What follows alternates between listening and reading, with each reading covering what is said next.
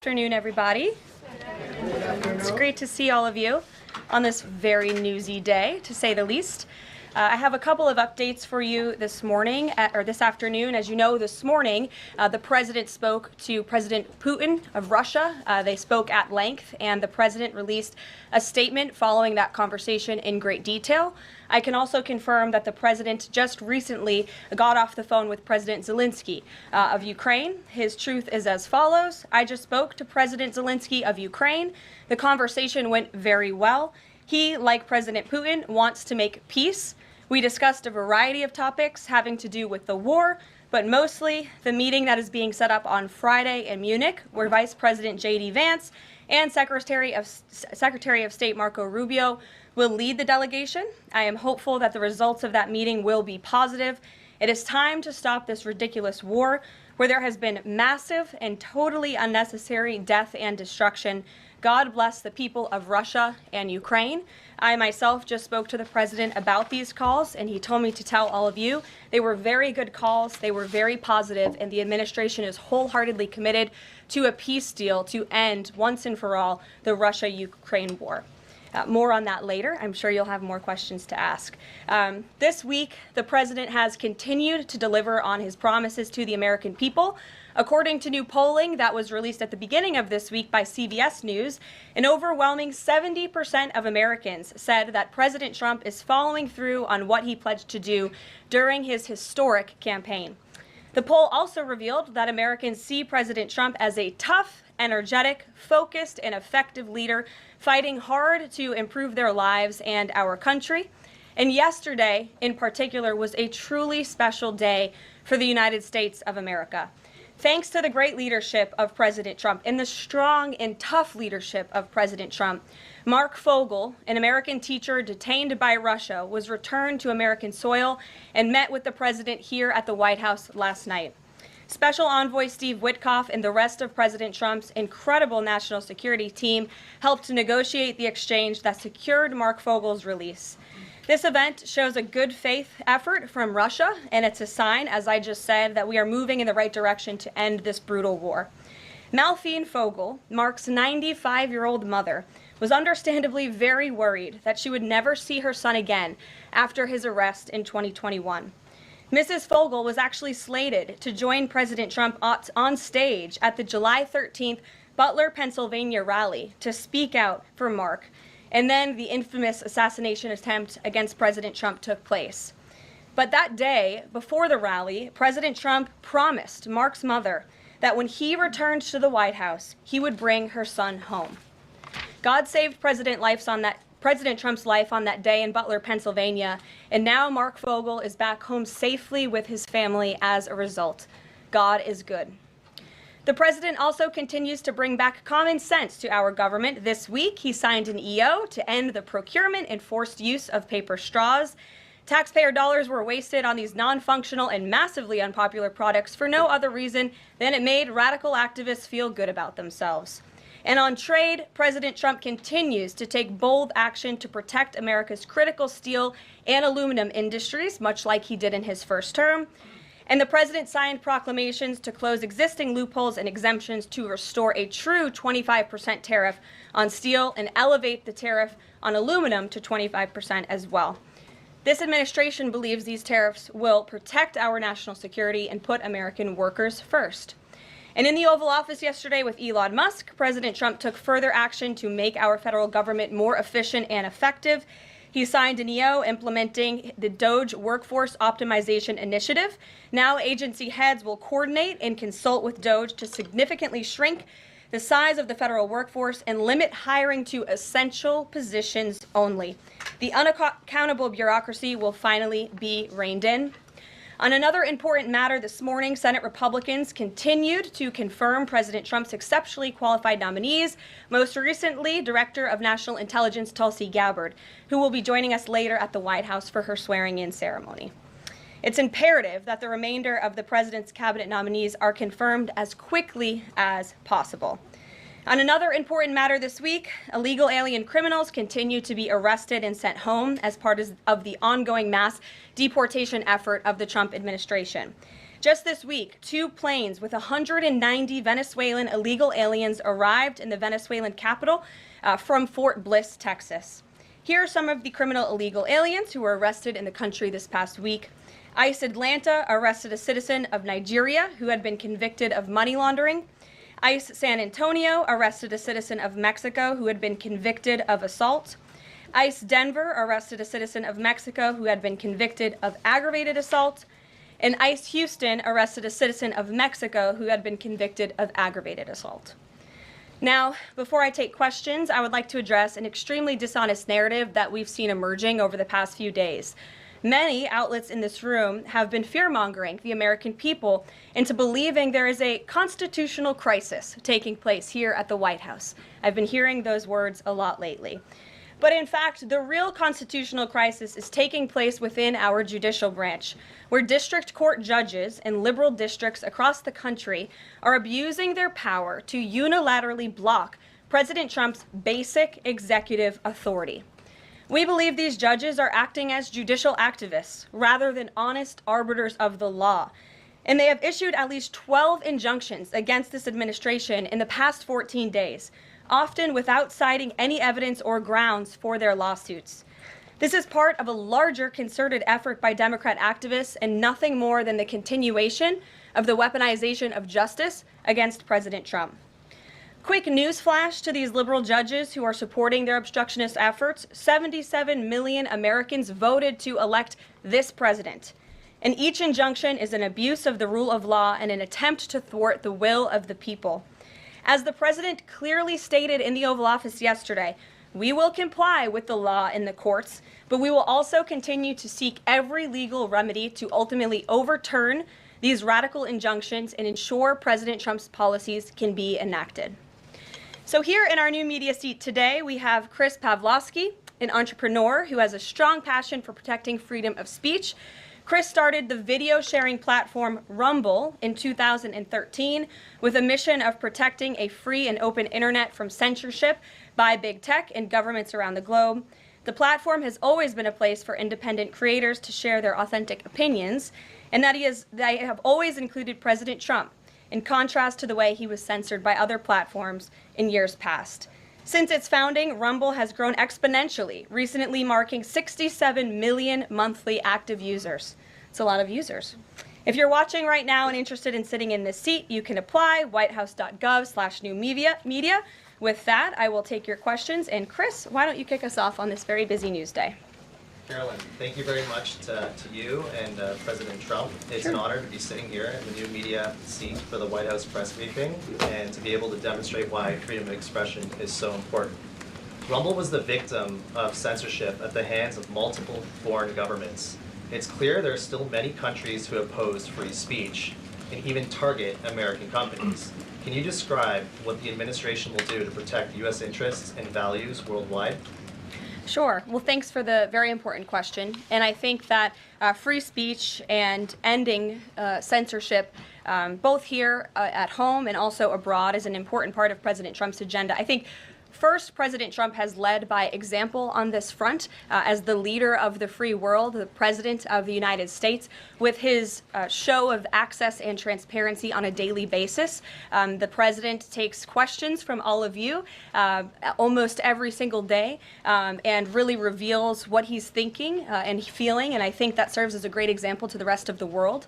As for tangible actions that the president has signed, he did sign an executive order, I believe on day one, certainly within the first week of this administration, to restore free speech and stop government-sponsored censorship here at home. And the EO made it very clear that federal employees are not allowed to engage in any activity that would infringe upon the American people's right of free expression. So I think the president has led quite strongly on this. And I would just add, this is part of the reason we have a new media seat, to invite new voices into this room. Again, we're going to need to expand this room because so many people are interested, and we're very excited about that. It's a privilege to cover this White House, but we want all voices to be heard. So thanks for being us with here, Chris, and I hope you enjoy the briefing. Sure. Jordan. Thanks, Caroline.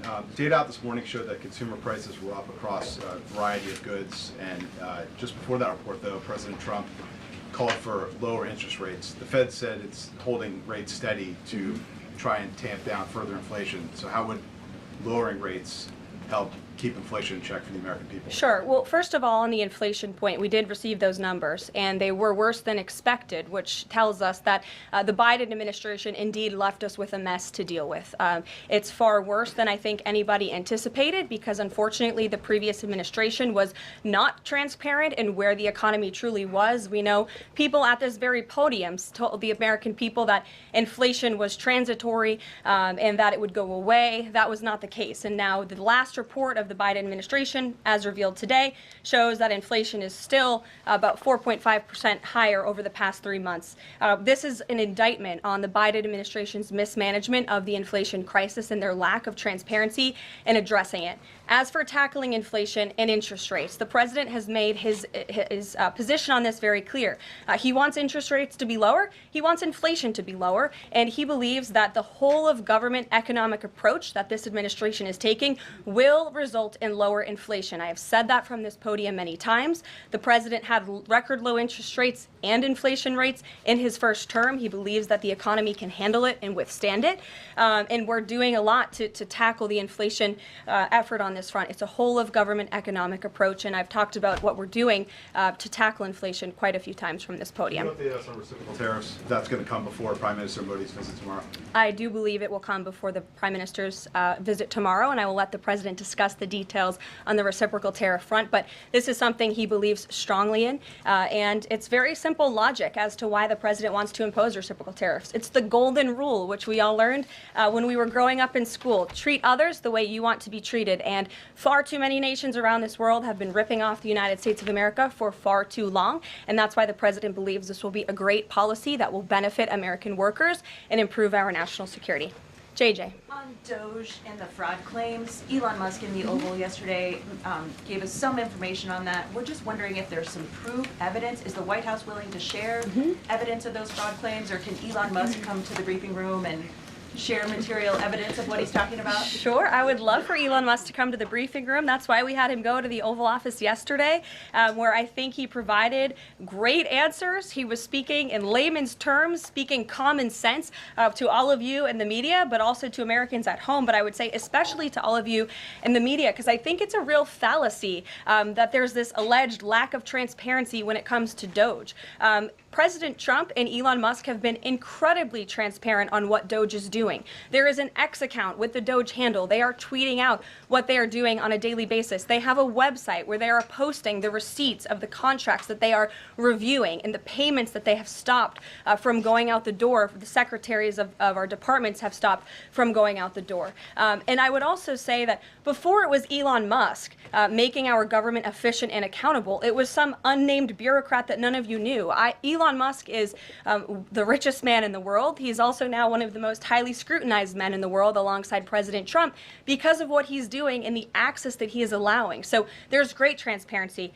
As for the actual receipts, we are happy to provide them, and I actually brought some today because all of you know I love to bring the receipts. We have contracts upon contracts that we can send and provide this information to you. Let me be very clear. We are not trying to hide anything. We have been incredibly transparent, and we will continue to be.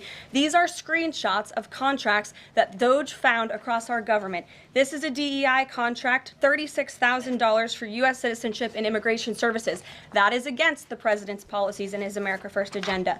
This is a $3.4 million contract, a Council for Inclusive Innovation at the U.S. Patent and Trademark Office, Department of Commerce, another DEI contract that Doge identified.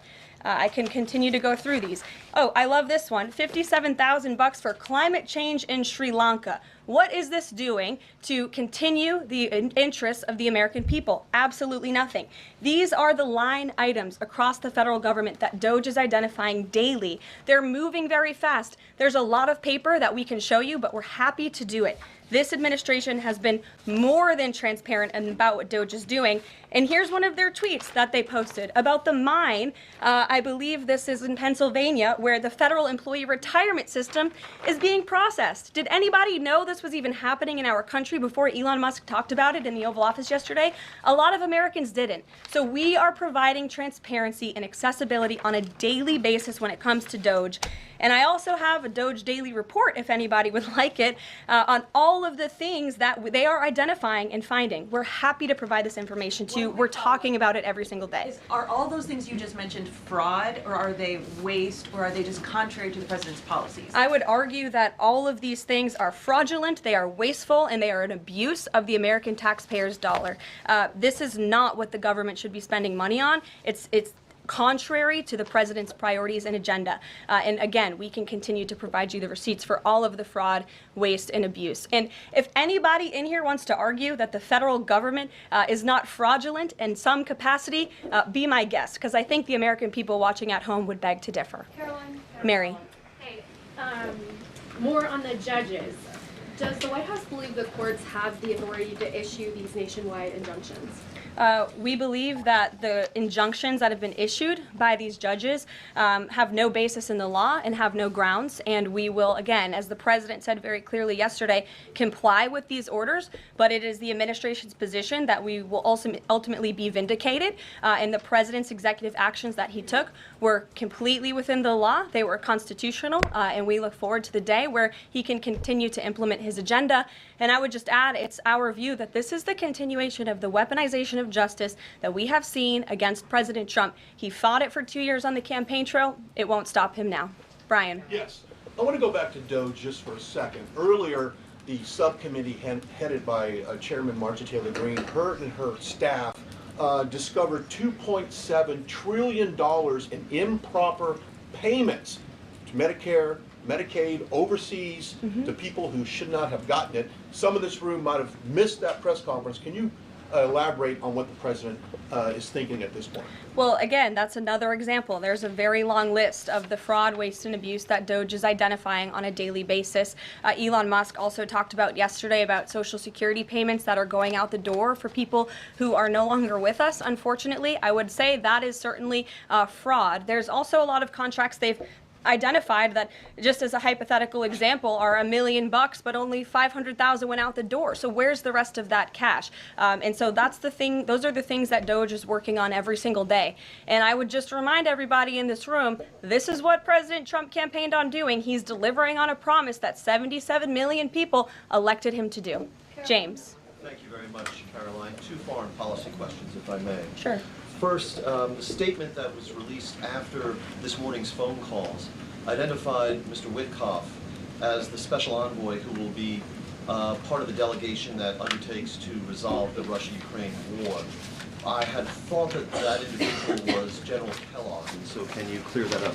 Sure, I'd be happy to. As you mentioned, the president, in his truth, following the phone call with Vladimir Putin, said that he has asked Secretary of State Rubio, the director of the CIA, John Ratcliffe, our national security advisor here at the White House, Michael Watts, and Steve Witkoff to lead the negotiations. As for General Keith Kellogg, he remains a critical part of this team in this effort. He's played a tremendous role in getting the negotiations to this point, and he's very much still part of the Trump administration. The other subject is Iran.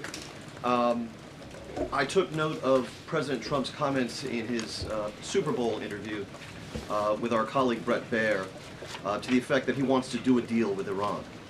However, that interview appeared after the supreme leader of Iran, the Ayatollah Ali Khamenei, had already ruled out any additional negotiations with the United States. So kind of a two-part question. A, what gives the president any confidence that Iran will come to the table? And B, more fundamentally, why is the president interested in doing a deal with Iran instead of doing everything he can, perhaps short of U.S. military intervention, to try and hasten the end of what many of his own supporters regard as an evil regime? Well, the president has made it very clear that he will never allow Iran to have nuclear capabilities. That is a red line that he has drawn, and he will not allow that to happen. But you asked why President Trump wants to make a deal. I would remind you, he's the master of the art of the deal. He is America's deal maker in chief. He leads from a position of securing peace through strength.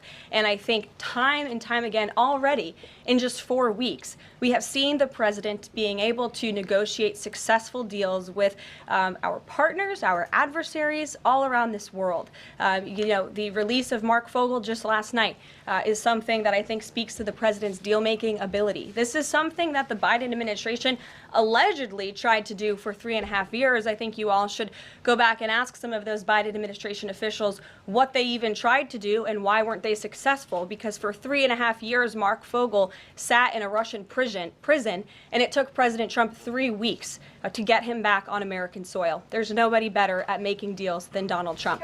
Phil Wegman. Thank you. 2 foreign policy questions. Ukrainian President Zelinsky has said after the war that he wants NATO membership or nuclear weapons. We heard Defense Secretary Hegseth say that NATO membership was unrealistic. What's the president's view on the other option, on a nuclear Ukraine? I have not talked to President Trump about Ukraine's NATO membership or their nuclear capabilities. I would leave it to him to discuss. But I will tell you again that Secretary Rubio and also the Vice President, J.D. Vance, will be meeting directly with President Zelensky in Munich on Friday, and I'm sure they will provide a readout of that conversation and that discussion. And then the second question, given that this administration has called on Europe to take more responsibility for their own defense, I'm wondering, will the EU or any other European nation other than Ukraine be involved in these peace talks?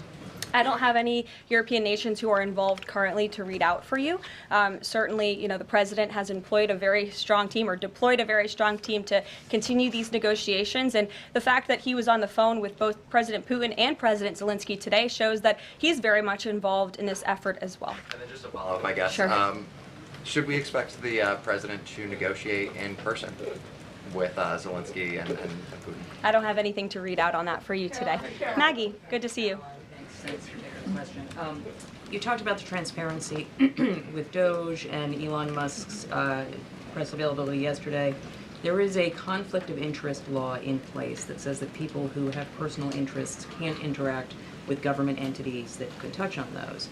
Has President Trump signed a waiver for Elon Musk? Does such a thing exist? If it does, will you guys release it in the interest of transparency that he's committed to? I have not seen the law that you are referring to. What I can tell you is that Elon Musk, as I've confirmed before, is a special government employee. He is filing the proper financial disclosure, and he is complying with all applicable federal laws. As you also heard Elon address this directly yesterday in the alleged conflict of interest, and he said everything he's doing is very public, and if you all perceive a conflict of interest, you're welcome to bring that up. And as the president said, if he feels like Elon is engaging in something that's a conflict of interest, he will tell Elon not to do that. And Elon also said yesterday that before he moves forward with anything, he consults with the President of the United States. So we're very confident with the ethics and the guardrails that have been put in place here.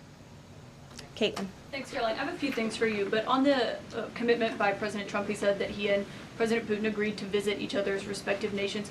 Are there any preconditions that President Trump has that President Putin must do before he goes and meets with him, withdrawing some forces, withdrawing all forces, anything like that? Not that I'm aware of. That doesn't mean they don't exist, but I was just talking with the president in our national security team. I wasn't made aware of any conditions, but if they exist, I'm happy to provide those. And on the president himself, he styles himself as this master negotiator. He is now deploying these negotiations, saying that they start immediately. We did hear from the Defense Secretary, Pete Hegseth, though, today saying that NATO membership is not realistic for Ukraine and neither is returning to pre-2014 borders. Aren't they giving away bargaining chips before these negotiations have even started? Again, I haven't talked to the president about Ukraine's NATO membership, and he appointed several individuals to negotiate on his behalf. He's directly involved in these negotiations as well, and I'm sure if you ask him that question in the near future, when you're able to, he'll give you an answer. I just don't want to get ahead of him on it. And final thing for you, which White House official made the decision to bar the AP reporter from the Oval Office? and the diplomatic reception room last night? Well, first of all, let me just set the record straight. It is a privilege to cover this White House. It's a privilege to be the White House press secretary. And nobody has the right to go into the Oval Office and ask the President of the United States questions. That's an invitation that is given. And there are hundreds of outlets on this campus, many of you in this room who don't have the privilege of being part of that pool every single day and getting to ask the President questions. We reserve the right to decide who gets to go into the Oval Office, and you all have credentials to be here, including the Associated Press, who is in this briefing room today. But isn't it retaliatory in nature is the argument, because the reason that the AP was barred, which they said was because they're not using the phrase Gulf of America, they're using Gulf of Mexico in line with their standards. And so the question here is this setting a precedent that this White House will retaliate against reporters who don't use the language that you guys believe reporters should use? And how does that align with the First Amendment commitment that you were just talking about? I was very upfront in my briefing on day one that if we feel that there are lies being pushed by outlets in this room, we are going to hold those lies accountable. And it is a fact that the body of water off the coast of Louisiana is called the Gulf of America. And I'm not sure why news outlets don't want to call it that, but that is what it is. The Secretary of Interior has made that the official designation in the Geographical Identification Name Server. And Apple has recognized that, Google has recognized that, pretty much every other outlet in this room has recognized that body of water as the Gulf of America, and it's very important to this administration that we get that right, not just for people here at home, but also for the rest of the world. Sure. Thank you, Caroline. The prisoner exchange with Russia coming at the same time as the president is now announcing negotiations to end the war in Ukraine. The timing of that is hard to ignore. Was Ukraine discussed as part of this prisoner swap?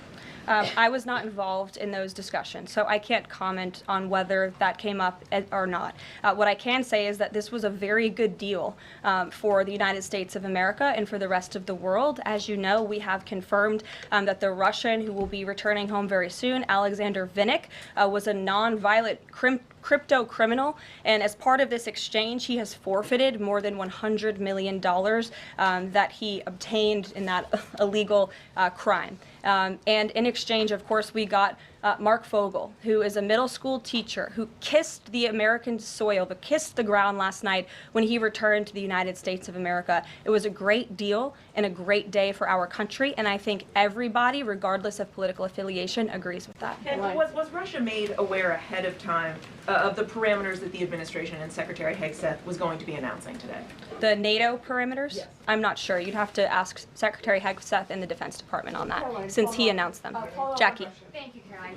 Just to be clear, so when we're listening for a shift in position on U.S. policy, should we only listen to the president and maybe not the Secretary of Defense? Because what he outlined today would represent a shift in U.S. policy. I'm not saying that. I'm just saying I speak for the President of the United States behind this podium, and I will let him discuss that. Can you tell us any more about the next hostage releases? I understand another American's coming out today. Sure. I'm glad you asked. It speaks to President Trump's deal-making ability, and we can confirm the safe release of one American and two individuals from Belarus, one of whom worked for Radio Liberty.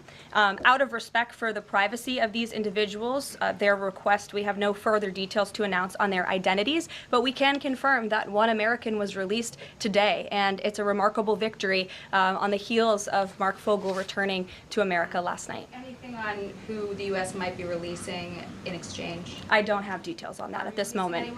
I don't have details on that at this moment. I do know that these three individuals have been released and are on their way home to their respective countries. Caroline, thank you so much. Can you explain how President Trump envisions the war in Russia and Ukraine coming to an end? Does he expect Ukraine to hand over all the territory in question? Again, these negotiations are ongoing. I will allow the president to divulge any red lines that he may set, but I think as deals in the past have come to fruition, the president has proven one of the things that makes him a very effective negotiator is not revealing what he's anticipating from both sides, but he is at the forefront of these negotiations in addition to the very qualified individuals who he's tasked with speaking to both President Putin and President Zelinsky. And speaking of deals, a meeting with the President of the United States offers any foreign leader credibility. Was it part of the prisoner swap with Fogel that President Trump agreed to meet with Putin? Again, I was already asked this question. I said I was not made aware of that, but we can certainly get you an answer on that. I'll check in with the NSC. Sure, Monica. Thanks, Caroline. It's clear that this administration is dedicated to both truth and transparency. We know that with Doge, but we also know that because this administration recently announced it's going to declassify the assassinations of Martin Luther King Jr., JFK, and RFK. I'm wondering, is it likely that we're going to see more information regarding the assassination attempts on the president's life while he was on the campaign trail? In regards to the assassination of the individuals you mentioned, President Trump signed that executive order directing the respective agencies to do it. I know that that process continues and is ongoing. He's committed to transparency in the declassification of these very important files that I think many Americans are not only interested in learning about, but also have the right to know about. As for the two heinous assassination attempts on the president's life, he's spoken to this publicly. I've spoken to him about it privately, and as he said publicly to all of you, he feels he has a right to know about further information about the individuals who tried to kill him, tried to take his life. And so, if and when we get that information, I'll leave it up to the president to decide whether or not he would like to reveal it. But I believe in the effort of transparency that we've seen consistently from this president, he certainly will. Daniel. Thanks, Caroline. I wanted to ask you about the $59 million that FEMA sent to New York City migrant hotels. Secretary Kristi Noem just put out a statement saying that she clawed back the full payment that FEMA activists unilaterally gave to NYC migrant hotels. She wrote, "Mark my words, there will not be a single penny spent that goes against the interest and safety of the American people." What does the response of the Trump administration send to any federal bureaucrats that are thinking about obstructing the president's agenda? They will be held accountable. The president is signing executive orders daily, and he expects all officials across the administration, regardless if they are a political appointee or if they are a career bureaucrat, to adhere to the will of the American people and the 77 million Americans who re-elected President Trump. He is here for a reason, and he is focused every day on implementing his administration's goals and sending $59 million to a migrant hotel to house illegal immigrants when there are still people in North Carolina and California who have not received FEMA funding is not something that this administration is going to tolerate. Tiana. Thank you so much, Caroline. One on New York and one on Russia, please. On New York City Comptroller Brad Lander is accusing Doge of clawing back $80 million that was intended for New York City FEMA funding. Wondering if you've heard about that figure, if that figure is accurate, and why that money was taken back. I have not heard about that figure. Doge is moving very quickly, but I can get the receipts and gladly send them to you. I know that story is likely of great interest to the New York Post. And then one John. on Russia, please. Sure. Is President Trump waiting for a kind of signal or an action from Putin to go to Russia? And would he be willing to go to Ukraine in the future? I don't have any decisions to make on the president's potential visit to Russia or any in-person meeting at this time. John. Thanks a lot, Caroline. Two questions, one on foreign policy, one on domestic policy. Following up on the president's call that he had with President Putin, does the president view Russia, does he view President Putin as an ally, as a partner, as a competitor, or as an adversary? I believe this nation views Putin and Russia as a great competitor in the region, at times an adversary, but as the president has said as well, he enjoys having good diplomatic relationships with leaders around the world, finding that common ground, also calling them out when they are wrong, and leading from a position of peace through strength. That's the president's greatest strength, and we've seen that again, time and time again. And then, as you pointed out in your statement regarding the confirmation of Tulsi Gabbard, there was one Republican who voted against the nomination of Tulsi Gabbard. It was Senator Mitch McConnell. Similarly, how does the administration view Senator McConnell?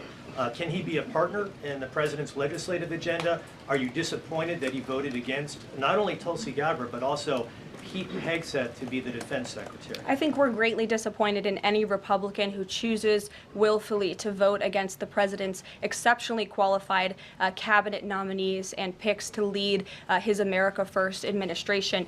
Not a single Democrat swayed from voting against President Biden's nominees, and we know how many of them turned out. They turned out to be atrocious at their jobs, leaving America much worse than they were when they took the oath of office. And so I've said it repeatedly from this podium. I addressed suggested at the beginning of my remarks. We expect all Republicans to vote, to stay tough and strong, vote for President Trump's nominees so we can get to work and continue to work very hard to implement this president's agenda. Sure. Thank you, Caroline. On South Korea is currently in a chaotic situation. How does the President Trump react to the current chaotic situation in South Korea? Secondly, if South Korea needs help from the United States, what role do you think the U.S. will play? Sure. I haven't spoken to the president about this ongoing situation in South Korea. I would defer you to his previous statements. And I can also see if I can get you something new from the National Security Council, who I'm very confident the officials that are focused on South Korea are on this. I just haven't spoken to them about it, but I'm happy to provide that for you. Yes. Thank you, Caroline. Does Elon Musk have power of the presidency?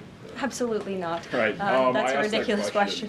I asked that question because, the Democrats have been hurling insults at Elon Musk, hurling attacks, calling him President Musk. Most recently, Jamie Raskin, the congressman, took it a step further, calling for Musk's impeachment, saying that he somehow usurped the power of the presidency. What's your response? It's utterly ridiculous. Elon Musk addressed this in the Oval Office yesterday. The president addressed it as well. Elon Musk is serving at the pleasure of the president, just like everybody else on this team. He takes directives directly from the president of the United States. And I think some of the comments that you referred to are nothing more than a failed attempt from the media and from Democrats to try to sow division in this White House. We saw them do it in the first term. We're not going to let them do it in the second term. This is a unified team who is working at the pleasure of the president to do what's right for the American people. I have one more quick housekeeping note before I leave you all today. The president wanted me to share with all of you that he had a wonderful meeting with King Abdullah of Jordan yesterday.